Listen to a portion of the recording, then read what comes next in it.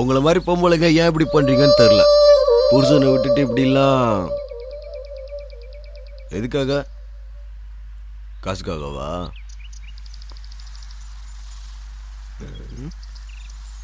சுகத்துக்காகவா? கிடையாது. ஒரு நிமிஷம் கூட விட முடியாத பாசத்துக்காக. அந்த பாசம் புருஷன்கிட்ட கிடைக்காதா? புருஷன்கிட்ட அந்த பாசம் கிடைச்சா பரவாயில்ல, சொந்த பந்தங்கள்லாம் மறந்துடுவோம். கிடைக்காம போனா கேட்டை தாண்டி வெளியே போ வச்சிரும். ஓகே, சலீம் வந்தா ஸ்டேஷன் வர சொல்லு.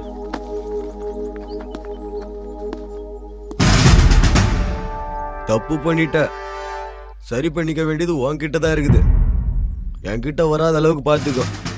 தப்பு செய்யற அளவுக்கு காரணமா இருக்கிறவங்கள சரி பண்ணிக்க சொல்லு.